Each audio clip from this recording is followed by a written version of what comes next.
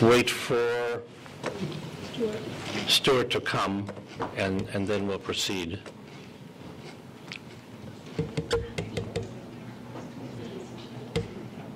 I had it. Oh, here. Chips. One. It can be done. It can be done.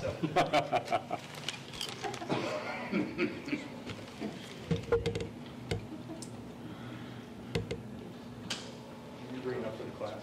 I'll be gagging along. Good, all right.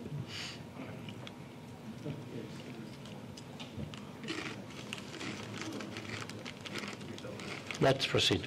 Ms. Mann? Yes, I just wanted to make a point. As a former licensed realtor in the state of Illinois, I wanted to point out the fact that it doesn't matter if the construction cycle is 20 years, 15 years, 7 years, or if there's actual construction for only 30 days out of any period. In order to sell my house, I have to disclose to the buyer that there is a plan for 20 years of construction or 15 years of construction right down the street from my house. Other questions? There will be a time for argument. Seth, did you have a question? Yeah, I do have a question. I did have one other. No, I remembered. I'd forgotten during the break what my question was. I'm sorry, Mr. Freeman. My other question was, I heard the response that 78-year-olds would be the average age moving into these new buildings, but when neighbors have called to ask about them, about the Lake Forest property, for example, which they tell us is very similar, they keep talking about it's appropriate for the 62-year-olds. So, I'm wondering who the market really is. I don't feel that I got an answer to that question. Go ahead. We're marketing to 78 to 81-year-olds. Those are the people who are looking to move in here. I shop for size 12 jeans, but I buy the ones that look good on the size 6 girl. That's what we're talking about here. Our marketing people are talking about a lifestyle. When they talk about a lifestyle, they're talking about the younger, active years. That's what we're trying to encourage. Seth, did you have a question? Yeah, I do. You may as well stay up there because this one's for you. 15 years, 20 years, 10 years, that's a lot of time for a neighborhood. Are you still taking people, applicants for those cottages now, or can they be moving in today? They can be, but it's with the understanding that this project is here and occurring, and that they will have to work with the timing of the project and the schedule. So what does that mean? So does that mean if they move in tomorrow, that the expectancy, what did you say was the how many years? 12, 14 years in a cottage? How many years was that in a cottage? Average time in a unit is 8. Average time in a cottage might be 10. Okay. Just typically 8, but 10. Someone moving into a cottage now is aware, and they have a different arrangement where they understand in advance that they may have to move. Okay, that's different than somebody who's been there, and the commitment that I offer to those people is that I won't require them to move because there was no knowledge of this project when they moved into their unit. That's a different scenario. Well, I understand you wanting to be very sensitive to your residents, and obviously it would probably not be the greatest PR if you start making people move unexpectedly, but have you thought about that? Have you thought about moving residents to speed up the process? It's not something that we want to consider. Maintaining our campus is something that we obviously have to do as an organization, but what we do most and foremost is care for seniors, and they've moved to our community with the understanding that this is where they're going to live for the rest of their life. So this project has been in the public eye. We've been talking to neighbors for 3 years. People who have moved in during that time period are aware of this project. Over time, we will have people move in and accrue more quantities of units that we can toggle back and forth with and relocate. But no, it would not, we would not require someone to move. Might I, if someone is next door to 2 units that I have vacant, and I think that I might be able to entice them to move, might I offer an opportunity for them to do that? Sure. Am I going to require somebody to move? Absolutely not. And I'm sorry that I just, it would be against what, what we practice, what we're about. Yeah. Ms. Paleologos, did you have a question? Well, I do, but I'll comment on what We're we going to have just time heard. for argument and comment. I'm just Okay. trying Well, to finish the but question. we've also moved to the community with the expectation we'll be there for the rest of our lives. I just want that noted. Did you have a question? Yes, I do. Ask a question.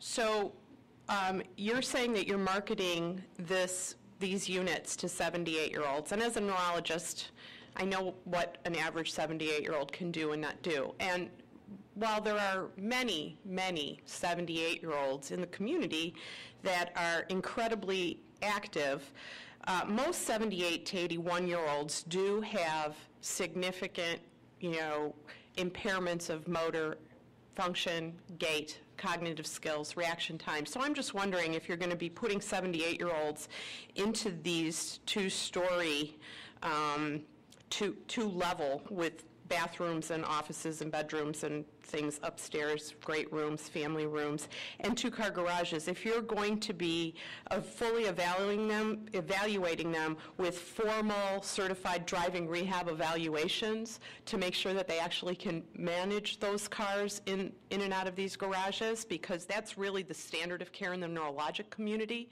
when you've got a 78-year-old or 79-year-old or an 80-year-old who's driving a car. So are you going to be doing that before you let them live in these areas? Are you going to be making sure that all these people driving cars along where our children are playing are actually safely going to be able to operate those motor vehicles? Okay.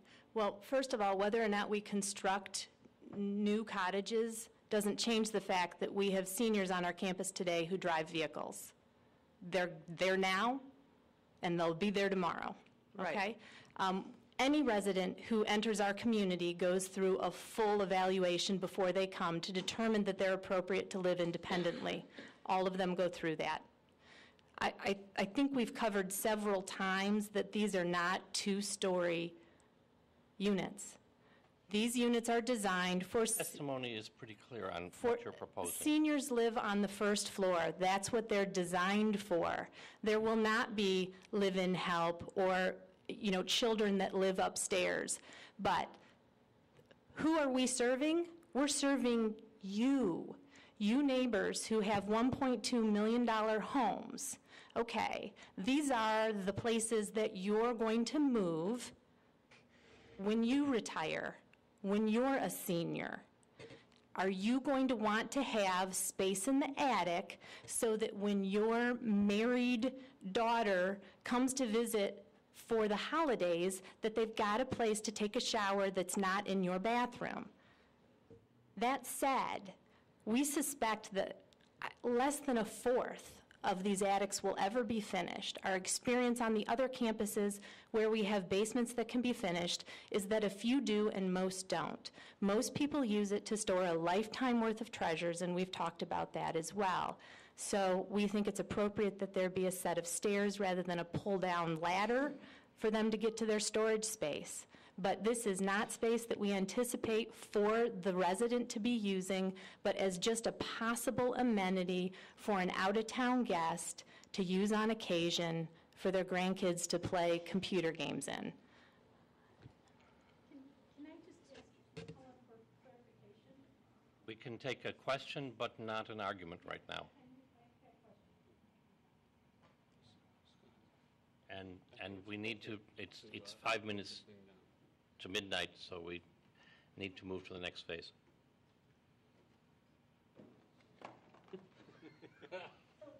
Here's my question.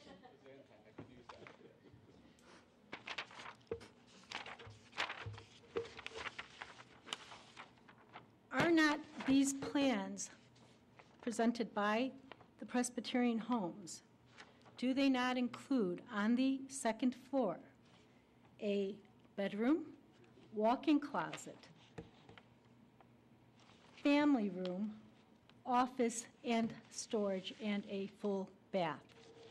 Absolutely. Those plans were provided by the Presbyterian homes.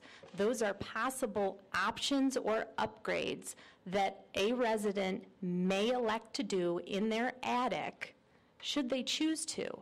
I just testified that we think that the lion's share will not, but these are story-and-a-half homes with an attic that is accessible, again, for storage, but some people will ask to finish that. Our neighbors who have attics in their 1.5 and 2.5 story homes also have the right to finish those attics. Why should our residents have anything less?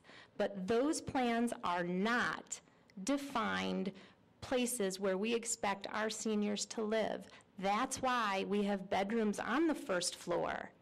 That's why we have bathrooms on the first floor adjacent the bedrooms. The master suite is downstairs. That's why it's designed that way. I hear no more questions, only argument.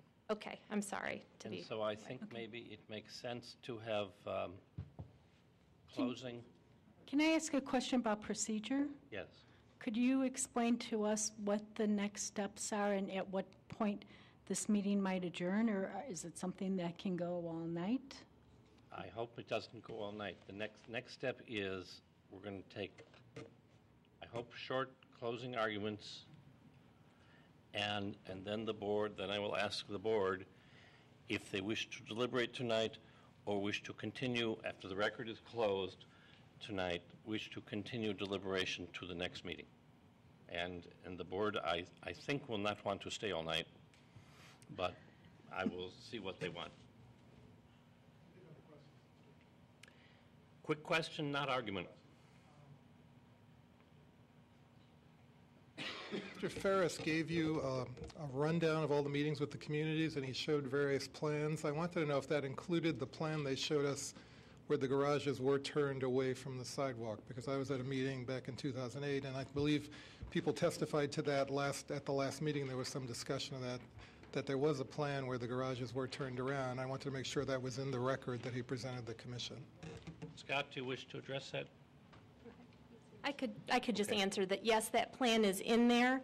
We did come up with one concept when we were in early dialogue with the neighbors where we turned garages to the sides, but the neighbors then asked us to relocate the 3 Arbor building.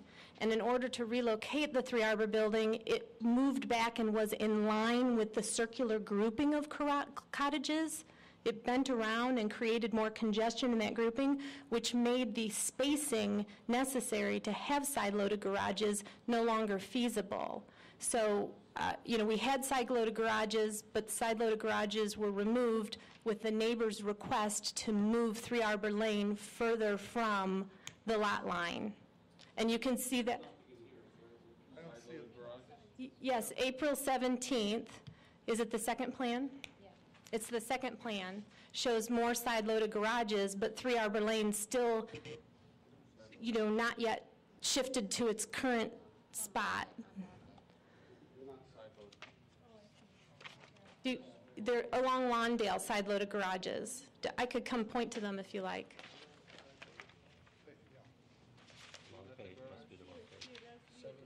April 17th. Right, there were some side-loaded garages that could be accommodated in that April 17th plan, but when the neighbors requested that we move 3 Arbor in line with the cottages back away from the property line, we did that, but it took the spacing out of play that allowed the side-loaded garages. And so we presented a landscaping option there. I think we are ready for argument. I hope it will be brief. Summary, not arguments. Summary closing, which turns out to be argument. Petitioner. Actually, Mr. Chairman, I can make mine very brief.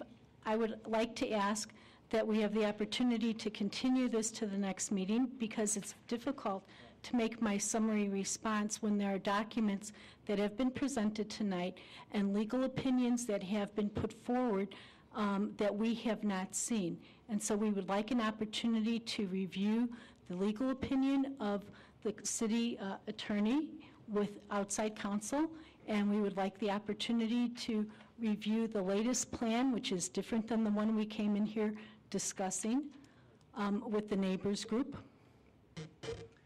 I'd like to try and get the record closed tonight. Board members? Are we discussing what she just said? We are discussing whether we can finish and close the record and then deliberate. May I add? Yeah. I have no objection to that, so long as we set parameters for the next meeting. Yeah. Just like any other court proceeding, I mean, to some extent, if you want to set a time for closing arguments, closing statements, so that we understand, because everyone will have an opportunity to prepare. So Are you suggesting that we would take evidence or only summary argument? it would just be closing argument, and as the chairman, I would suggest or propose that you would set a time frame for that, so that's fair to the Other parties board members? Tonight or the next meeting? Next meeting. for the next meeting. I would second.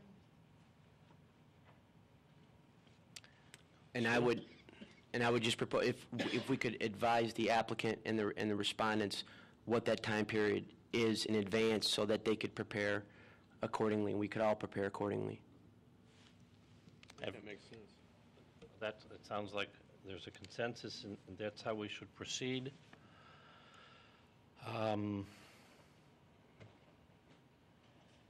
My inclination, and I'd like to get your opinions, is that 15 minutes for each side would be sufficient time. I would agree. I think that's generous. I would agree. Everyone agree? Agree. So we will continue this to our next meeting, which is June 8th? That would be right. That's like a Wednesday.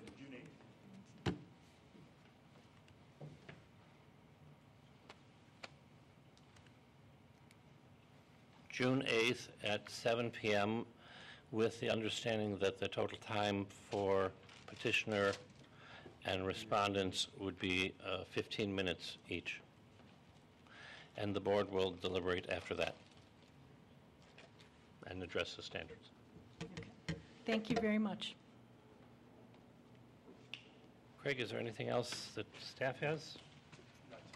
Move to adjourn. I mean, not this morning? Somebody seconding that? Second. All those in favor of adjourning? Aye. Meeting's adjourned.